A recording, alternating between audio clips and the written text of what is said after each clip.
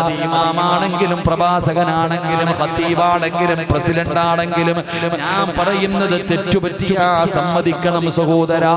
മഹാനായ അയ്യൂബ് നബി അലൈഹിസ്സലാം, അയ്യൂബ് നബിയുടെ ചരിത്രമറിയുമല്ലോ, അയ്യൂബ് നബിയുടെ പ്രിയപ്പെട്ട ഭാര്യയുടെ ചരിത്രമറിയുമല്ലോ. അയ്യൂബ് നബിയുടെ മുന്നിൽ ഇബ്ലീസ് വന്നിട്ട് പറയുന്ന, അയ്യൂബ് നബിയെ, നിങ്ങളുടെ ഭാര്യ വ്യഭിചാരത്തിൽ പിടിച്ചു, അതുകൊണ്ട് അവരുടെ മുടി മുറിച്ചെടുത്തു.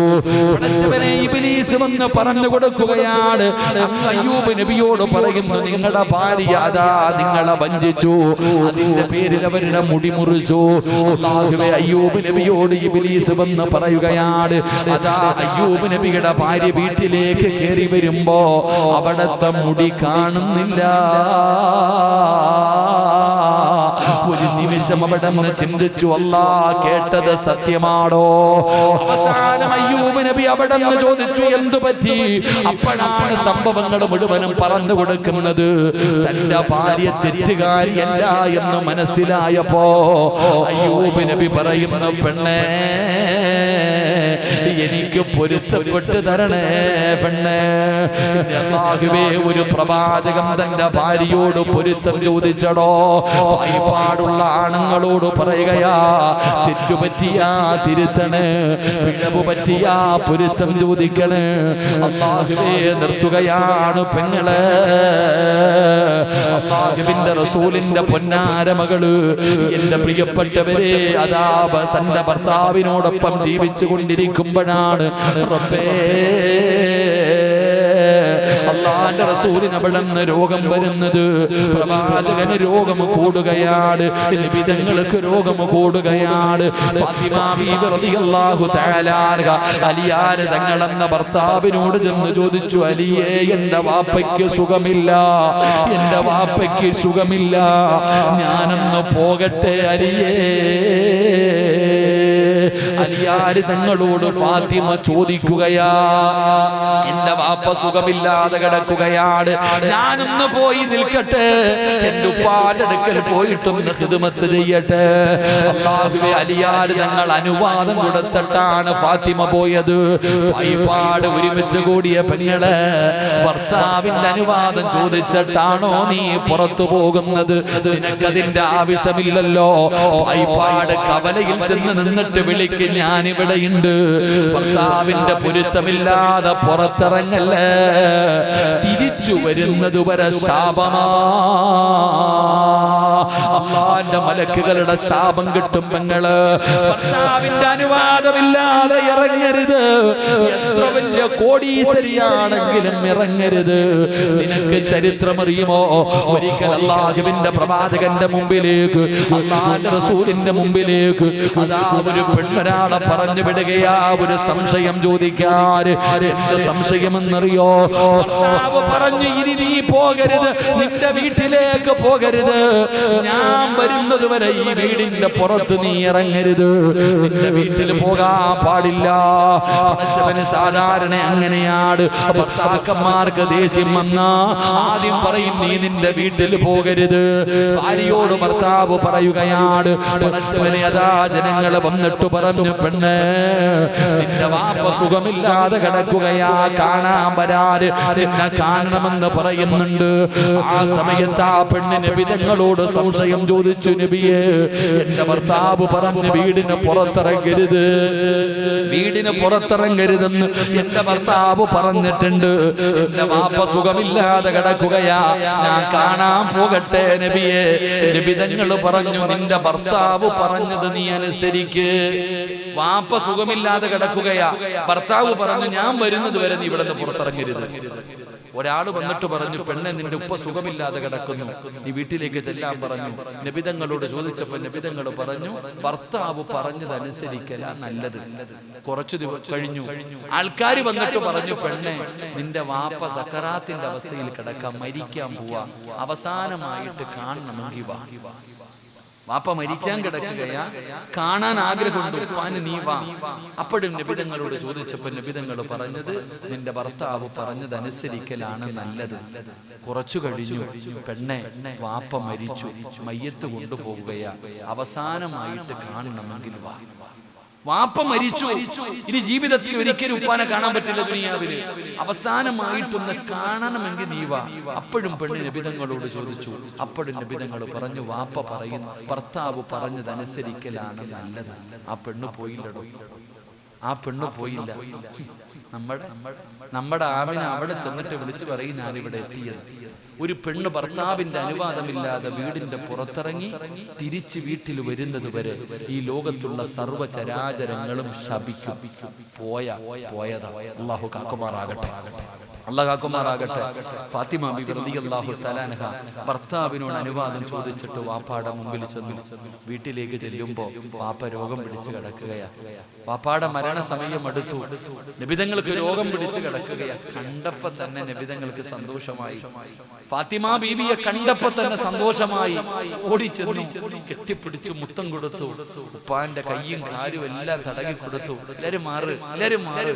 ഫാത്തിമ ബീവി നബിതങ്ങളുടെ ചാരത്തിരുന്ന് കയ്യും കാലും ഒക്കെ തടകി കൊടുത്തിട്ട് ഉപ്പാന്റെ അടുത്ത് പോയിരുന്ന് കാലിന്റെ അടുത്തിരുന്ന് കരഞ്ഞപ്പോ നബിതങ്ങൾ പറഞ്ഞു, ഇഞ്ഞോ ആ ഫാത്തിമ, അടുത്തു വാ. നബിതങ്ങൾ ഫാത്തിമ ബീബി റളിയല്ലാഹു തആല അൻഹ അടുത്ത് പിടിച്ചിരുത്തിയിട്ട് പറഞ്ഞു, മോളെ, വാപ്പച്ചി ഒരു രഹസ്യം പറയട്ടെ, വാപ്പച്ചി ഒരു രഹസ്യം പറയട്ടെ. എന്താ ഉപ്പ? മോളെ, ഉപ്പ എന്റെ മരണം അടുത്തു. വാപ്പ തന്റെ മകളോട് പറഞ്ഞു കൊടുക്ക, എന്റെ മരണം അടുത്തു ഫാത്തിമ. കാരണം എല്ലാ വർഷവും ഒരു ഖത്തം ഞാൻ ഓതി കേൾപ്പിക്കാറുണ്ട് ജിബ്രീൽ അലൈഹിസ്സലാമിനെ. ഈ പ്രാവശ്യം 2 വട്ടം നിർബന്ധിച്ച് ഓതിപ്പിച്ചു. അപ്പൊ അടുത്ത റമദാനിന് ഞാൻ ഉണ്ടാകുമെന്നില്ല, എന്റെ മരണം അടുത്തു മോളെ. ഇത് പറയുന്നതും ഫാത്തിമ കരയുകയാ. ഇത് പറഞ്ഞ ഉടനെ ഫാത്തിമ ബീബി റളിയല്ലാഹു തആലയ്ക്ക് സഹിക്കാൻ പറ്റിയില്ല, കരച്ചിൽ തുടങ്ങി.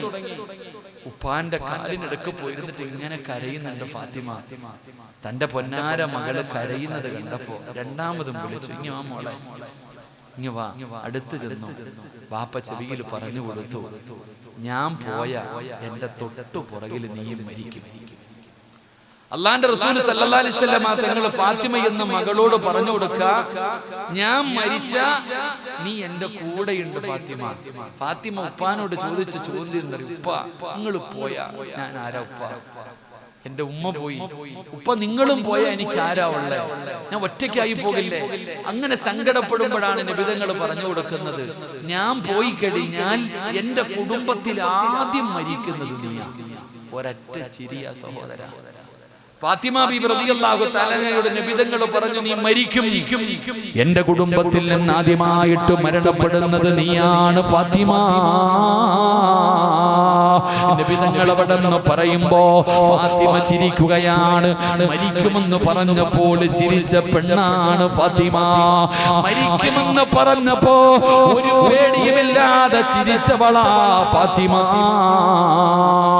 എന്റെ പ്രിയപ്പെട്ട പെങ്ങളെ, ധൈര്യമുണ്ടോ മോളെ? നിരന്നിരിക്കുന്ന ആണുങ്ങളോട് ചോദിക്കുകയാ, മരണം പറഞ്ഞാ ചിരിക്കാ ധൈര്യമുണ്ടോ? മരണം പറഞ്ഞാ ചിരിക്കാ ധൈര്യമുണ്ടോ? എന്റെ പ്രിയപ്പെട്ടവരെ, പേടിയാടോ? എപ്പോഴെവിടെ വെച്ച് വേണമെങ്കിലും മരണം കടന്നു വരുമല്ലോ. ഈ വാക്ക് പറയുന്ന ഞാന് നാളെ ഈ പള്ളിയുടെ ഉദ്ഘാടനത്തിനുണ്ടാകുമെന്ന് പറയാൻ കഴിയുമോ സഹോദരാ? എപ്പോഴെവിടെ വെച്ചാ മരണം വരുന്നതെന്നറിയില്ല. അല്ലാഹുവേ, ഞങ്ങൾക്ക് നല്ല മരണം തരണേ അല്ലാ. ഈ പായിപ്പാട് പള്ളിയുടെ ചാരത്തിരിക്കുന്നവരോട് പറയുകയാ, ബക്കറ്റുമായിട്ട് നിങ്ങളുടെ മുമ്പിലേക്ക് കടന്നു വരികയാണ്. സ്വർഗമല്ല ചോദിക്കുന്നത്, നരകമോചനമല്ല ചോദിക്കുന്നത്, സമ്പത്തല്ല ചോദിക്കുന്നത്. ഈ പള്ളിയുടെ മുമ്പിലിരിക്കുന്ന നിങ്ങളുടെ മുമ്പിലേക്ക് ബക്കറ്റുമായി കടന്നു വരുമ്പോ അല്ലാഹുവോട് പറയേണ്ടത് എന്തെന്നറിയോ? ഞാനിവിടെ നിൽക്കുമ്പോ ഒരു ചെറിയ കുഞ്ഞിന്റെ കയ്യിൽ ഒരു കെട്ട് കണ്ടോ? ഒരു 5 വയസ്സുള്ള ഒരു ചെറിയ മകളുടെ കയ്യിൽ ഒരു കെട്ട് കണ്ടോ? ഉമ്മയുമുണ്ട്, ആ കുട്ടിയുമുണ്ട്, ഒരു സഹോദരനുണ്ട്.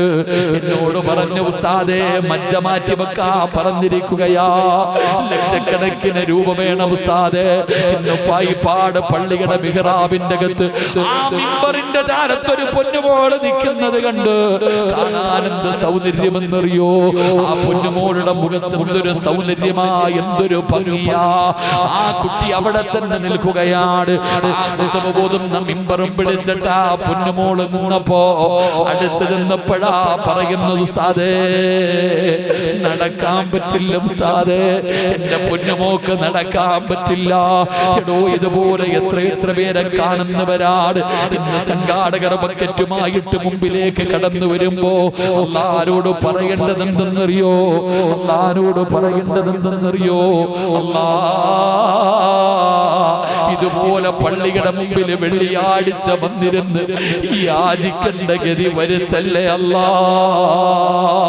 മരിക്കുന്ന കാലം വരെ ഒരാളുടെ മുമ്പിലും കൈനീട്ടാൻ എനിക്ക് വയ്യ പടച്ചവര്. അങ്ങനെ ഒരു ഗതി വരുത്തല്ല തമ്പുരാന്. വാട്സപ്പിലും ഫേസ്ബുക്കിലും കാണുന്നവരല്ലേ സഹോദരാ. പടച്ചവനെ രോഗം പിടിച്ചു കിടക്കുന്ന മനുഷ്യന്റെ വീഡിയോ എടുക്കുകയാണ്. രോഗം പിടിച്ചു കിടക്കുന്ന ഭർത്താവ്, രോഗം പിടിച്ചു കിടക്കുന്ന വാപ്പ, ആ രോഗികളുടെ ചാരത്ത് നിന്നിട്ടും മക്കള് കരയുകയാ.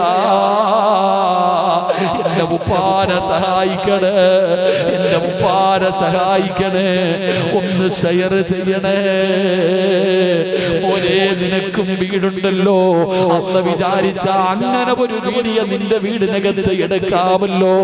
ഈ പള്ളിയുടെ മുമ്പിൽ ഇരുന്ന് പിരിവെടുക്കുന്നവരെ കണ്ടിട്ടില്ല. ഇന്ന് ബക്കറ്റ് നിന്റെ മുമ്പിൽ വരികയാ.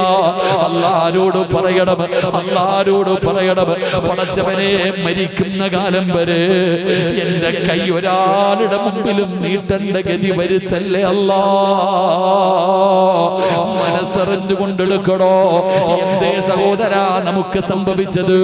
പടച്ചവനെ വെള്ളിയാഴ്ച ജുമഅയ്ക്ക് വരുമ്പോ അല്ലാഹുവേ ബക്കറ്റിന്റെ അകത്ത് പൈസ ഇടാൻ മടിയില്ലാത്തവര് എന്തേ വന്നിട്ട് ഇങ്ങനെ ഒരു നല്ല അവസരം തന്നിട്ട് ഇടാൻ കഴിയാതെ പോകുന്നത് എന്തുകൊണ്ടാ?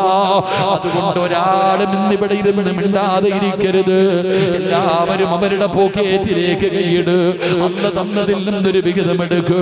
ഒരു നല്ല സദഖ കിടക്കണോ. മനസ്സറിഞ്ഞിട്ട് പറയടോ.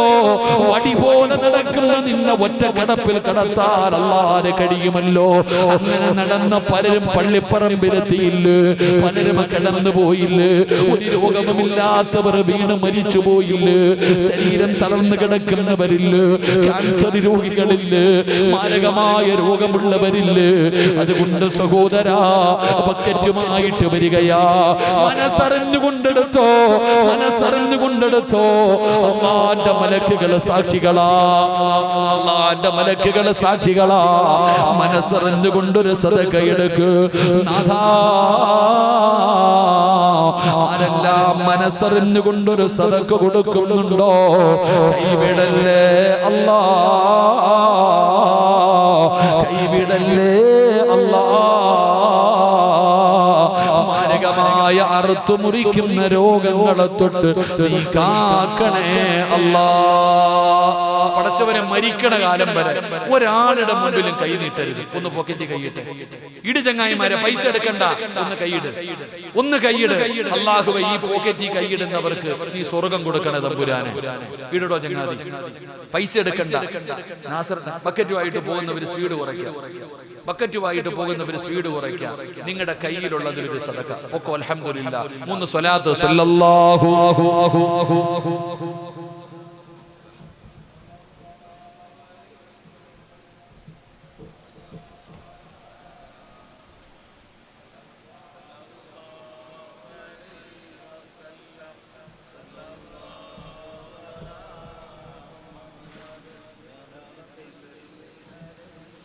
അല്ലാഹുവേ നീ സ്വീകരിക്കണേ തമ്പുരാനെ. പടച്ചവനെ ഈ സദഖയുടെ ബറക്കത്ത് കൊണ്ട് മാരകമായ രോഗങ്ങളെ തൊട്ട് കാക്കണേ അല്ലാ. അറുത്തു മുറിക്കല്ലേ അല്ലാ, കണ്ണുനീര് കുടിപ്പിക്കല്ലേ അല്ലാ.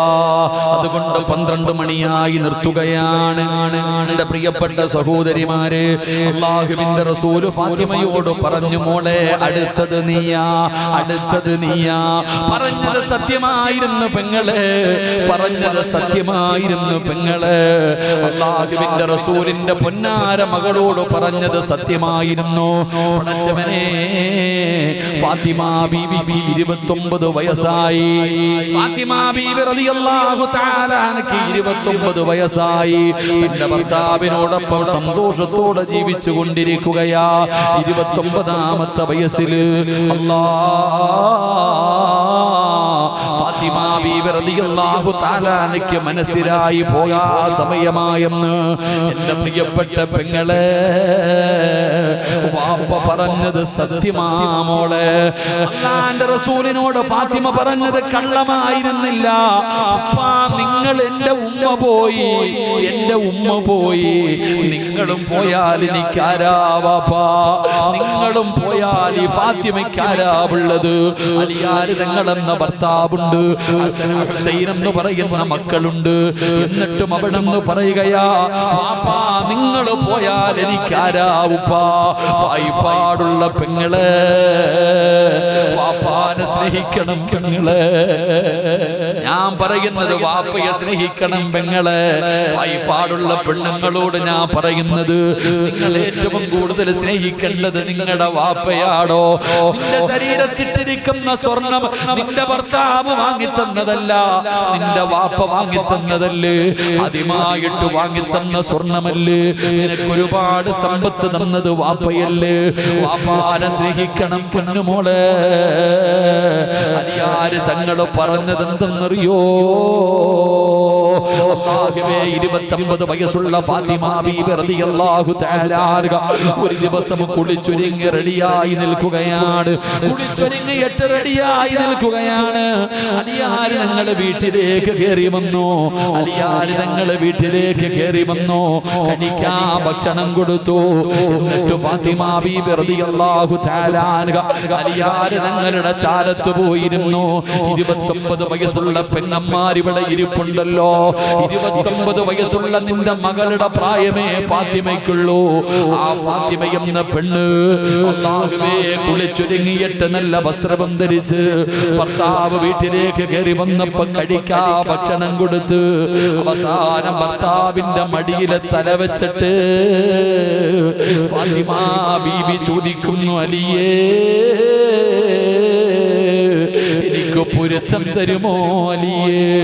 എനിക്ക് പൊരുത്തം തരുമോ അലിയേ? ഞാൻ പോകുകയാണ് അലിയേ. എന്റെ മരണമടുത്തു അലിയേ, എന്റെ മരണമടുത്തു അലിയേ.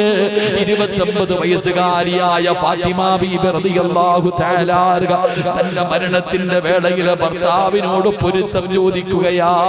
ഇതെവിടെ നിന്നാ പഠിച്ചതെന്നറിയോ? എവിടെ നിന്നാണ് പഠിച്ചതെന്നറിയോ? 15ാമത്തെ വയസ്സിൽ തന്റെ പ്രിയപ്പെട്ട ഉമ്മ, 15ാമത്തെ വയസ്സിൽ തന്റെ പ്രിയപ്പെട്ട ഉമ്മ വാപ്പാടെ മടിത്തട്ടിൽ കിടന്നിട്ട് പൊരുത്തം ചോദിച്ചത് കണ്ടു വളർന്നവളാ. തന്റെ 15ാമത്തെ വയസ്സില് അള്ളാഹുവിന്റെ റസൂലിന്റെ മടിയിൽ കിടന്നിട്ട് ഖദീജ എന്ന പ്രിയപ്പെട്ട ഉമ്മ നബി തങ്ങളോട് പറഞ്ഞു, നബിയേ എനിക്ക് പൊരുത്തം തരണേ നബിയേ, എനിക്ക് പൊരുത്തം തരണേ നബിയേ. ഉമ്മ ഉപ്പാനോട് പൊരുത്തം ചോദിച്ചിട്ട് മരിച്ചത് കണ്ടവളാ. ഉപ്പായോട് പൊരുത്തം ചോദിച്ചിട്ട് ഉമ്മ മരിക്കുന്നത് കണ്ടവളാ ഫാത്തിമ ബീബി റളിയല്ലാഹു തആല അൻഹ. തന്റെ വാപ്പ 63ാമത്തെ വയസ്സിൽ തന്റെ ഉമ്മയായ ആയിഷ ബീബിയുടെ നെഞ്ചത്ത് ചാരിക്കിടന്നിട്ട് വാപ്പ പൊരുത്തം ചോദിക്കുന്നത് കണ്ടു വളർന്നവളാ ഫാത്തിമ. ഉമ്മ ചൊരുത്തം ചോദിക്കുന്നതും കണ്ടു, വാപ്പ ഭാര്യയോട് പൊരുത്തം ചോദിക്കുന്നതും ഈ ഫാത്തിമ കണ്ടു. ആ ഫാത്തിമയാണ് 29ാമത്തെ വയസ്സിൽ തന്റെ ഭർത്താവിന്റെ മടിയിൽ കിടന്നിട്ട് ചോദിക്കുന്നു, അലിയേ എന്റെ മരണമടുത്തു വലിയേ, എന്റെ മരണമടുത്തു വലിയേ, എനിക്ക് പൊരുത്തപ്പെട്ട് തരണേ അലിയേ, എനിക്ക് പൊരുത്തപ്പെട്ട് തരണേ അലിയേ. ഫാത്തിമ ബീബി ഹസനെയും ഹുസനെയും വിളിച്ചു, തന്റെ പൊന്നാര മക്കളെ വിളിച്ചു, കെട്ടിപ്പിടിച്ചു ചുംബനം കൊടുത്തു, കെട്ടിപ്പിടിച്ച് ചുംബനം കൊടുത്തു. എന്നിട്ട് ഫാത്തിമ ബീബി റളിയല്ലാഹു തആല അൻഹ അലിയാർ തങ്ങളുടെ കയ്യിൽ പിടിച്ചിട്ട് പറഞ്ഞു, എന്റെ മക്കളെ തല്ലല്ലേ, എന്റെ പൊന്നാര മക്കളെ തല്ലല്ലേ, എന്റെ ഹസനെയും ഹുസൈനെയും പൊന്നുപോലെ നോക്കണേ അലിയേ. അല്ലാഹുവിന്റെ റസൂലിന്റെ കയ്യിൽ പിടിച്ചിട്ട് ഖദീജ പറഞ്ഞ വാക്ക്, അള്ളാന്റെ റസൂലിന്റെ കയ്യിൽ പിടിച്ചിട്ട് ഫാത്തിമ എന്ന പൊന്നുമോളെ പിടിച്ചു കൊടുത്തിട്ട് ഉമ്മ ഉപ്പാനോട് പറഞ്ഞു, എന്റെ മോളെ തല്ലരുത്, എന്റെ പൊന്നുമോളെ പൊന്നുപോലെ നോക്കണം. ഇതുപോലെ ആയിഷ ഖദീജ ബീവി അവിടെ നിന്ന് പറഞ്ഞിട്ട് മരിച്ചപ്പോ ഫാത്തിമ ബീവി തന്റെ ഭർത്താവിന്റെ കയ്യിൽ പിടിച്ചിട്ട് പറയുന്നു, എന്റെ പൊന്നുമക്കളെ നോക്കണേ, എന്റെ കുറവർക്ക് വരരുത്, ഒരുമ്മയുടെ കുറവർക്ക് വരരുത്, എന്റെ പൊന്നുമക്കളെ തല്ലരുത്. ഫാത്തിമ ബീബി റളിയല്ലാഹു തആല പൊരുത്തം ചോദിക്കുകയാ. തന്റെ പൊന്നാര മക്കളെ ഭർത്താവിന്റെ കയ്യിലേൽപ്പിച്ചു, തന്റെ പൊന്നാര മക്കളെ ഭർത്താവിന്റെ കയ്യിലേൽപ്പിച്ചു. ഫാത്തിമ ബീബി റളിയല്ലാഹു തആല പായിപ്പാട് പള്ളിയിൽ വന്ന പെങ്ങളെ, സങ്കടമുണ്ട് പെങ്ങന്മാരെ, പറയാതിരിക്കാൻ പറ്റില്ലല്ലോ. അല്ലാഹുവേ, ഫാത്തിമ ബീബി റളിയല്ലാഹു തആല അലിയാർ തങ്ങളോട് പറയുകയാണ്, ഞാൻ മരിച്ച രാത്രി വേണം കബറടക്കാൻ, ഞാൻ മരിച്ച രാത്രി വേണം കബറടക്കാൻ. എന്തേ ഫാത്തിമ, എന്തേ ഫാത്തിമ?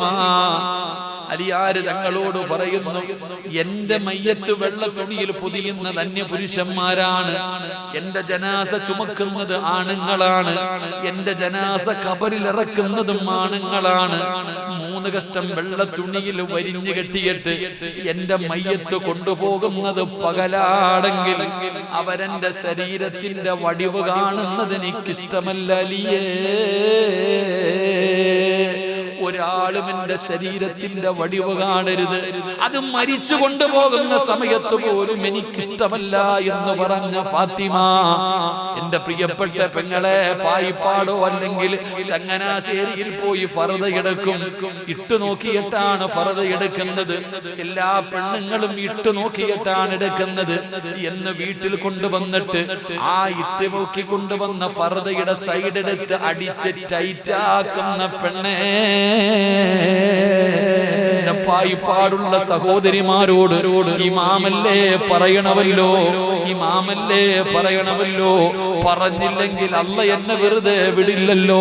ഇഷ്ടപ്പെട്ട ആരുമില്ലെങ്കിലും പറയും, പെങ്ങള് ഈ പള്ളിക്കകത്ത് കേറാൻ മുസ്ലിമീങ്ങളായി എത്രയോ പെണ്ണുങ്ങൾ വന്നല്ലോ, എത്രയോ പെണ്ണുങ്ങൾ ഈ പള്ളിക്കകത്ത് കേറിയല്ലോ. പലരും കേറിയപ്പോ തലമറച്ചുകൊണ്ട് കേറിയപ്പോ ഈ വാഴ കേൾക്കാമെന്ന ഉമ്മ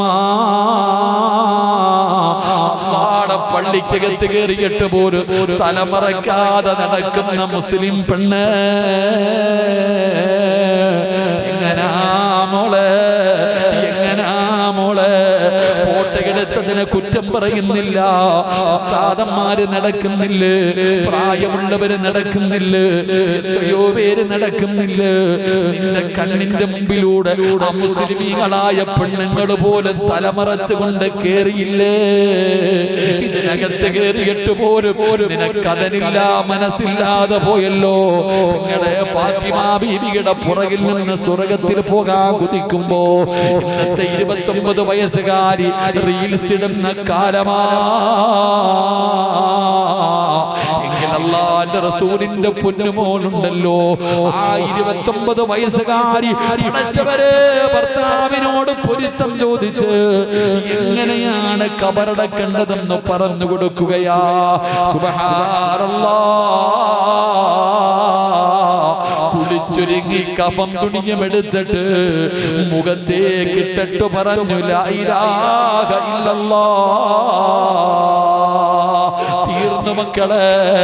29ാമത്തെ വയസ്സില് അല്ലാഹുവിന്റെ റസൂലിന്റെ കരളിന്റെ കഷ്ടമായ ഫാത്തിമ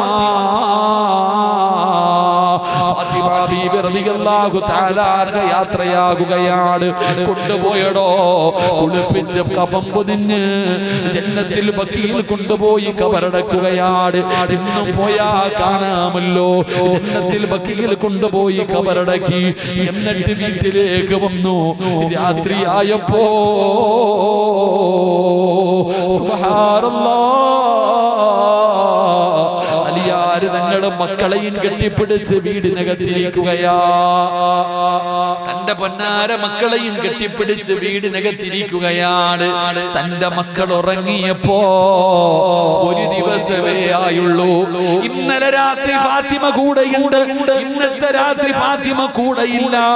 ഒറ്റ രാത്രിയേ ആയുള്ളൂ. തങ്ങൾക്ക് സങ്കടമായി. ഫാത്തിമ ഇല്ലാതെ കഴിയുന്നില്ല, ഫാത്തിമ ഇല്ലാതെ കഴിയുന്നില്ല. അലിയാര് തങ്ങൾ രാത്രിയിൽ പോകുകയാണ്. ജന്നത്തുൽ ബഖീയിൽ ചെന്നു. തന്റെ ഭാര്യയുടെ കബറിന്റെ ചാരത്ത് ചെന്നു. അലിയാര് തങ്ങൾ ചെന്നിട്ട് പറഞ്ഞു, ഫാത്തിമ.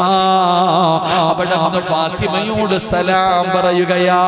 ജന്നത്തുൽ ബഖീയിലെ തന്റെ പ്രിയപ്പെട്ട ഭാര്യയുടെ കബറിന്റെ ചാരത്ത് ചെന്ന് അവിടെ സലാം പറഞ്ഞു. മടക്കുന്നില്ല. അലിയാര് തങ്ങൾ ചോദിക്കുന്നു, ഫാത്തിമ പിണങ്ങിയോ? ഫാത്തിമ എന്നോട് പിണങ്ങിയോ? ഫാത്തിമ എന്തേ സലാം അടക്കാത്തത്? പിണങ്ങല്ലേ ഫാത്തിമ? രണ്ടാമതും സലാം പറഞ്ഞു. ഫാത്തിമ സലാം അടക്കുന്നില്ല. പടച്ചവനെ, അലിയാര് തങ്ങൾ പിണങ്ങി മണിയറയ്ക്കകത്ത് കിടക്കുമ്പോ, ഭാര്യയും ഭർത്താവും പിണങ്ങിയിട്ട് കിടക്കുമ്പോ അടുത്ത് കിടന്നിട്ട് പിണങ്ങല്ലേ പിണങ്ങിക്കിടക്കുന്ന ഭർത്താവ് തന്റെ ഭാര്യയെ വിളിക്കുന്നത് പോലെ മരിച്ച് കബറടക്കിയിട്ട് ഒന്നാമത്തെ രാത്രിയിൽ കബറിന്റെ അടുക്ക പോയി നിന്നിട്ട് പറയുന്നു, പിണങ്ങല്ലേ ഫാത്തിമ, സലാം അടക്കു ഫാത്തിമ, നീ ഇല്ലാതെ എനിക്ക് പറ്റില്ല ഫാത്തിമ.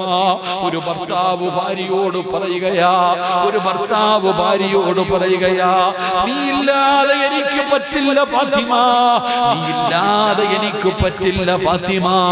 രണ്ടാമതും സലാം പറഞ്ഞു. സലാം അടക്കുന്നില്ല. അരിയാര് തങ്ങൾ കബറിന്റെ ചാരത്തിരുന്നു. എന്നിട്ട് കബറിനോട് പറയുന്നു, കബറ് എന്റെ ഫാത്തിമയോട് പറ പിണങ്ങരുതെന്ന്. സലാം പറയാൻ, എന്റെ സലാം അടക്കാൻ പറയുന്നു. മരിച്ചുപോയ ഭാര്യയുടെ കബറിന്റെ ചാരത്ത് നിന്നിരുന്ന അലിയാര് തങ്ങൾ പറയുമ്പോ എന്തൊരു ജീവിതമായിരുന്നടോ. പണമില്ലായിരുന്നു, കൊട്ടാരമില്ലായിരുന്നു, സുഖാഡംബരങ്ങളില്ലായിരുന്നു, പരസ്പരം സ്നേഹമുണ്ടായിരുന്നു പെങ്ങളെ. അതുകൊണ്ട് നിങ്ങൾ മനസ്സിലാക്ക്, അല്ലാഹുവിന്റെ റസൂലിന്റെ പൊന്നുമോൾ ആരായിരുന്നെന്നറിയോ? അലിയാര് തങ്ങൾ നബിതങ്ങൾ വഫാത്തായപ്പോ അലി ഇബ്നു അബീ ത്വാലിബ് റളിയല്ലാഹു തആല അൻഹു പറഞ്ഞു, എന്റെ നബിതങ്ങൾ പോയപ്പോ എനിക്ക് രണ്ട് നഷ്ടമാവുണ്ടായത്.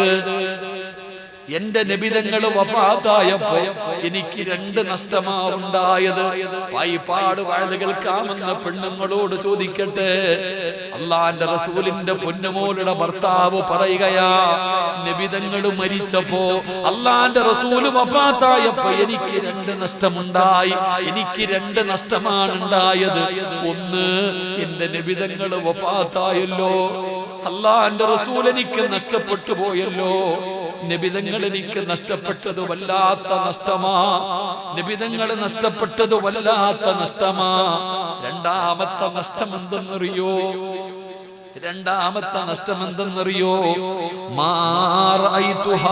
ഫാത്തിമ. അല്ലാഹുവിന്റെ റസൂൽ വഫാത്തായതിനു ശേഷം മരിക്കുന്ന ദിവസം വരെ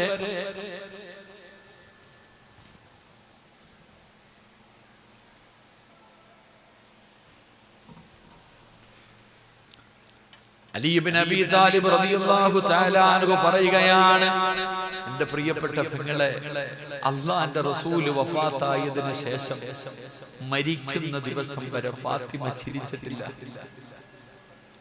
അലി ഇബ്നു അബീ താലിബ് റളിയല്ലാഹു തആല അൻഹു പറയാ, നബിതങ്ങൾ പോയതോടൊപ്പം എന്റെ ഫാത്തിമയും പോയടോ.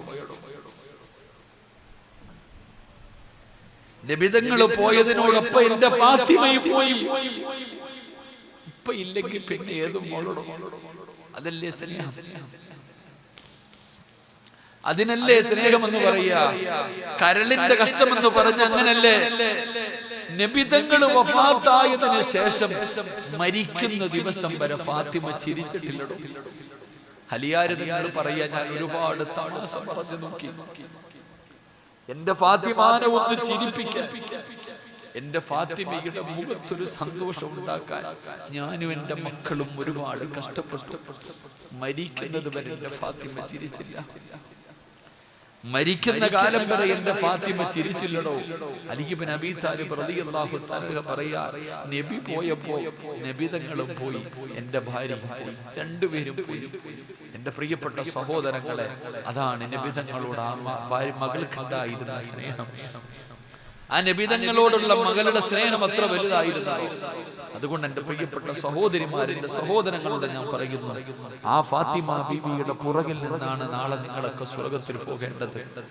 ആ സ്വർഗത്തിൽ പോകുന്നത് പോയിട്ട്, ആ സ്വർഗം അല്ലാഹുവോട് തായ് എന്ന് ചോദിക്കുന്നത് പോയിട്ട്, ആ സ്വർഗത്തിന്റെ പരിമളം 500 വർഷത്തെ വഴിദൂരം വരെ അടിച്ചു വീശുന്ന, അതൊന്ന് ശ്വസിക്കാനുള്ള അർഹതയെങ്കിലും എനിക്ക് നിങ്ങൾക്കുണ്ടോ എന്ന് ചിന്തിക്കുക.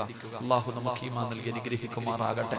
എന്റെ പ്രിയപ്പെട്ട സഹോദരങ്ങളെ, സഹോദരിമാരെ, അതുകൊണ്ട് ഞാൻ നിർത്തുകയാ. എന്റെ പ്രിയപ്പെട്ട സഹോദരങ്ങളെ, സഹോദരിമാരെ, നാം എന്ത് ചെയ്യുക? മഹദിമാരുടെ ചരിത്രങ്ങൾ പഠിക്കുക, അവരുമായിട്ടൊരു ബന്ധമുണ്ടാക്കുക. ആ ഫാത്തിമയെ നിങ്ങൾ സ്നേഹിച്ച നബിതങ്ങളെ സ്നേഹിച്ചവരെ പോലെയാണെന്ന് ആദരവായ പ്രവാചകൻ നബി മുഹമ്മദ് മുസ്തഫ സ്വല്ലല്ലാഹു അലൈഹി വസല്ലം. അതുകൊണ്ട് എന്റെ പ്രിയപ്പെട്ട സഹോദരിമാരോട്, സഹോദരങ്ങളോട്, അൽഹംദുലില്ലാഹ് നമ്മുടെ പള്ളിയുടെ പണിയെല്ലാം കഴിഞ്ഞു. അൽഹംദുലില്ലാഹ് നാളെ നമ്മുടെ പള്ളിയുടെ ഉദ്ഘാടന കർമ്മം നടത്തുമ്പോൾ നിങ്ങൾ അറിയേണ്ട ചില കാര്യങ്ങളുണ്ടോ? നാളെ വൈകുന്നേരം നമ്മളൊക്കെ സ്വപ്നത്തോടെ, നമ്മളൊക്കെ വലിയ സന്തോഷത്തോടെ ഈ പള്ളിക്കകത്ത് നിസ്കരിക്കാൻ കയറുമ്പോൾ നമ്മൾ ഓർക്കേണ്ട ചില ആൾക്കാരുണ്ട്. ഈ പള്ളി പണിത ചില ആൾക്കാരുണ്ടോ? ശമ്പളം പോലും കിട്ടാതെ നടക്കുന്ന ഒരുപാട് പണിക്കാരുണ്ടോ? ആ ജോലി ചെയ്തവന് കൂലി കൊടുക്കാതെന്തടോ? അതുകൊണ്ട് നാളെ ഈ പള്ളിക്കകത്ത് കയറി നിങ്ങൾ നിസ്കരിക്കുന്നതിന് മുമ്പ് ഈ പള്ളി പണിത് നിന്ന മനുഷ്യന് കൊടുക്കാനുള്ള പൈസയുടെ കാര്യത്തിൽ ഒരു തീരുമാനമാകാതെ നമ്മൾ ഇതിനകത്ത് കയറിയിട്ട് കാര്യമില്ല. അള്ളാഹു നമുക്ക് ഈമാൻ നൽകുമാറാകട്ടെ. അതുകൊണ്ട് അതിന്റെ വിഷയത്തിൽ നമുക്കൊരു തീരുമാനമെടുക്കണം. ഞാൻ ഓരോ ഉസ്താദന്മാരും ഇവിടെ ഇരുന്ന് ചോദിക്കുമ്പോൾ നിങ്ങളുടെ ഇരുത്തം കാണുമ്പോൾ എനിക്ക് തന്നെ സങ്കടം തോന്നാറുണ്ട്. എന്തു പറ്റി പടച്ചവനെ, എന്തു പറ്റി? ഓരോ ഉസ്താദന്മാരും ചോദിക്കുന്നു, എന്തെങ്കിലും താ എന്ന് പറഞ്ഞ് ചോദിച്ചിട്ടും നിങ്ങൾ ഇപ്പോഴും പറയുന്നത് ഞാൻ തന്നില്ലേ ഉസ്താദെ, ഞാൻ കൊടുത്തില്ലേ ഉസ്താദെ, എന്നിട്ട് നിനക്ക് കുറഞ്ഞോ വാപ്പ? ഞാൻ ചോദിക്കുന്നത്, ഈ പള്ളിക്ക് 1,57,00,000 കൊടുത്ത റാസി അണ്ണൻ എന്തെങ്കിലും കുറഞ്ഞോ സഹോദര? കൂടിയതല്ലേ ഉള്ളൂ. ഞാൻ ചിന്തിക്കുന്നത്, ഞാൻ മനസ്സിലാക്കുന്നത്, താഴെ വെച്ച് ഇന്ന് ഹിഫ്ള് മത്സരം നടത്തി. അപ്പോഴും അദ്ദേഹം പറഞ്ഞത് അതിൽ പങ്കെടുക്കുന്ന ഓരോ വിദ്യാർത്ഥിക്കും 3000 രൂപ വെച്ച് കൊടുക്കാനാണ്. ഈ കൊടുത്തത് കൊണ്ട് ആർക്കടോ കുറഞ്ഞത്? അല്ല വാരിക്കൂലി കൊടുത്തില്ലേ? പായിപ്പാട് പള്ളിയുടെ മിനാരത്തിന്റെ താഴെ ഇറങ്ങി നോക്കടോ, ഒരു മൈലാഞ്ചി ചെടി കാണുന്നില്ലേ സഹോദര? എന്തേ കാണാത്ത? 1 കോടി രൂപ കൊടുക്കാൻ പറഞ്ഞിട്ട് 1,57,00,000 കൊടുത്തു. അൽഹംദുലില്ലാഹ് നോക്കടോ താഴെ പോയിട്ട് ആ മൈലാഞ്ചി ചെടി പറഞ്ഞു തരുന്നില്ലേ നമ്മളോടൊരു ഉപദേശം? എത്രയോ പേര് ഈ പള്ളിയുടെ ചുറ്റുപാടും മടിയിലും കിടക്കുന്നു. സഹോദര, ഇതല്ലേ നമ്മുടെ ജീവിതത്തിൽ ആകുണ്ടാവുക? എന്റെ പ്രിയപ്പെട്ട സഹോദരിമാരെ, അള്ളാഹുവിന്റെ ദീനിന് വേണ്ടി കൊടുത്തതിന്റെ പേരിൽ ഒരാൾക്ക് നഷ്ടമില്ലല്ലോ. അള്ളാഹു ചോദിക്കുകയാ, എനിക്ക് ആരെങ്കിലും തരുമോ? നിങ്ങൾക്കറിയോ? അള്ളാന്റെ റസൂൽ സല്ലല്ലാഹു അലൈഹി വസല്ലം തങ്ങളുടെ മുമ്പിൽ ഒരാൾ വന്നിട്ട്, ഒരു അറാബി വന്നിട്ട് ചോദിച്ചു, നബിയെ എന്തെങ്കിലും താ നബിയെ, എനിക്ക് എന്തെങ്കിലും താ നബിയെ. നബിതങ്ങളുടെ കയ്യിൽ ഒന്നുമില്ല. റസൂലുള്ളാഹി തങ്ങൾ ഫാത്തിമ ബീവിയുടെ വീട്ടിൽ പറഞ്ഞു വിട്ടു, മോള് കൊടുക്കും. തന്റെ പൊന്നാര വീട്ടില് ആയിഷ ബീവിയുടെ മുമ്പിൽ പറഞ്ഞു വിട്ടു, ഇവിടെ ഒന്നുമില്ല. നബിതങ്ങൾ ഫാത്തിമ ബീവിയുടെ വീട്ടിൽ പറഞ്ഞു വിട്ടു. ഫാത്തിമ ബീവി റളിയല്ലാഹു തആലയുടെ വീടിന്റെ മുമ്പിൽ ചെന്നു. ആ മനുഷ്യൻ ചെന്ന് ചോദിച്ചു. ഫാത്തിമ ബീവി റളിയല്ലാഹു തആല വീടിനകത്ത് കയറിയിട്ട് മുഴുവനും തെരഞ്ഞു നോക്കി. ഒന്നുമില്ല ഈ സാധുവിന് കൊടുക്കാൻ, ഒന്നുമില്ല ഫാത്തിമയുടെ കയ്യില്. പുറത്തിറങ്ങി. അപ്പോഴീ മനുഷ്യനോട് വന്നിട്ട് ഒന്നുമില്ല എന്ന് പറയുന്നു. എന്തെങ്കിലും താ ഫാത്തിമ. ഫാത്തിമ, നീ വരുന്നത് കണ്ട നിന്റെ ഉപ്പ വരുന്നത് പോലെ, നിന്റെ ഉപ്പയുടെ അതേ രൂപം തന്നെയാ ഫാത്തിമ നിനക്ക്. നിനക്ക് എന്തെങ്കിലും താ. ഫാത്തിമ ബീവി റളിയല്ലാഹു തആല വീടിനകത്ത് പോയി, പടച്ചവനെ, തന്റെ കയ്യിലുണ്ടായിരുന്ന ഒരു സ്വർണത്തിന്റെ ചെയിൻ എടുത്തു കൊടുത്തു. ഇതേ ഉള്ളൂ. വീടെല്ലാം തെരഞ്ഞു നോക്കിയിട്ട് അവസാനം കിട്ടിയതൊരു മാലയാ. ആ മാല എടുത്തുകൊണ്ടുവന്ന് കൊടുക്കുമ്പോ ഫാത്തിമ കരയുന്നുണ്ട്. ആ മനുഷ്യൻ പോലും ചോദിച്ചു, എന്തേ ഫാത്തിമ കരയണേ? ഒന്നുമില്ല. ആ മാലയുമായിട്ട് നബിതങ്ങളുടെ മുമ്പിൽ വന്നിട്ട് ഈ മനുഷ്യൻ പറഞ്ഞു, നബിയേ, നിങ്ങൾ പറഞ്ഞത് സത്യമാ. നിങ്ങളുടെ മോള് സ്വർഗത്തിന്റെ റാണിയാണ്. നിങ്ങളുടെ മകള് സ്വർഗത്തിന്റെ റാണി, നിങ്ങളുടെ മോള് തന്നെയാണ് നബിയെ. എന്തേ മനുഷ്യ? കയ്യിലിരുന്ന മാലയെടുത്ത് കാണിച്ചു കൊടുത്തിട്ട് പറഞ്ഞു, നിങ്ങളുടെ മോൾ എനിക്ക് തന്നതാണ് നബിയെ. എന്നിട്ട് ആ മനുഷ്യൻ തന്നെ നബിതങ്ങളോട് പറയുന്നുണ്ട്, ഈ മാലയ്ക്ക് എന്തോ പ്രത്യേകതയുണ്ട് നബിയെ. ഇത് തന്നപ്പോ ഫാത്തിമ കരഞ്ഞു. അള്ളാന്റെ റസൂലിനോട് പറയാ, ഈ മാല തന്നപ്പോ എന്റെ ഫാത്തിമ കരഞ്ഞു നബിയെ. ഫാത്തിമയുടെ കണ്ണ് നനച്ചിട്ടാ ഇത് തന്നത്. നബിതങ്ങൾ ചോദിച്ചു, ഏതു മാലയാ? ഏതു മാലയാ? ആ മാല എടുത്തിട്ട് കാണിച്ചപ്പോ നബിതങ്ങൾ കരയാൻ പറയും. ആ മാല കണ്ടപ്പോ നബിതങ്ങൾ കരയാൻ തുടങ്ങി. എല്ലാരും ചോദിച്ചു, എന്തേ നബിയെ കരയണേ? ഇതാരുടെ മാലയാണെന്ന് പറഞ്ഞു. എന്റെ ഖദീജയുടെ മാല, എന്റെ പ്രിയപ്പെട്ട ഖദീജയുടെ കഴുത്തിൽ കിടന്ന മാലയാ. എന്റെ പൊന്നാര സഹോദരങ്ങളെ, നബിതങ്ങൾക്ക് സങ്കടം വന്നത് ഖദീജ ബീബി റളിയല്ലാഹു തആല അൻഹ മരണപ്പെടുന്ന സമയം തന്റെ പൊന്നുമോളുടെ കയ്യിൽ ആകെ കൊടുത്തത് ഈ മാലയാ. ഇത് കൊടുത്തിട്ട് പറഞ്ഞു, ഇത് നീ കളയരുത്, ഇത് നീ കളയരുത്. നിനക്ക് വിഷമം വരുമ്പോ, എന്നെ ഓർമ്മ വരുമ്പോ ഇതെടുക്കണം നീ. ഉമ്മാനെ ഓർമ്മ വരുന്ന സമയം ഈ മാല എടുത്തിട്ട് വേണം നീ ചുംബിക്കാൻ. എന്നും മരിക്കാൻ സമയത്ത് തന്റെ പൊന്നാരയുടെ മകളുടെ കയ്യിൽ കൊടുത്ത മാല. എടോ, ഇത് എത്രയോ ദിവസം ആ വീടിനകത്തുണ്ടായിരുന്നു. അള്ളാന്റെ റസൂലിന്റെ പൊന്നുമോള് മാറിടത്തിൽ നിന്ന് രക്തം വരുന്ന രീതിയിൽ പട്ടിണി കിടന്നപ്പോൾ ഇതെടുത്തിട്ടില്ല. തന്റെ മാറിടത്തിൽ നിന്ന് കഴിക്കാൻ ഭക്ഷണമില്ലാതെ പാല് വറ്റിയിട്ട് രക്തം വരുന്ന രീതിയിൽ കിടക്കുമ്പോഴും ഈ മാല വീടിനകത്തുണ്ട്. കാരണം അത് ഉമ്മ കൊടുത്ത മാലയായിരുന്നു. പക്ഷേ അവസാനം വന്ന മനുഷ്യൻ, അല്ലാഹുവേ, ആ പാവപ്പെട്ടവൻ ചോദിച്ചപ്പോ തന്റെ ഉമ്മ കൊടുത്ത മാല വരെ എടുത്തു കൊടുത്തു എന്ന് ചരിത്രം പഠിപ്പിക്കുമ്പോ പായിപ്പാട് പള്ളിയുടെ ചാരത്ത് വന്നിരിക്കുന്ന ഉമ്മ, എന്റെ പ്രിയപ്പെട്ട പെങ്ങളെ, എന്തുണ്ട് മോളെ മരിക്കാൻ?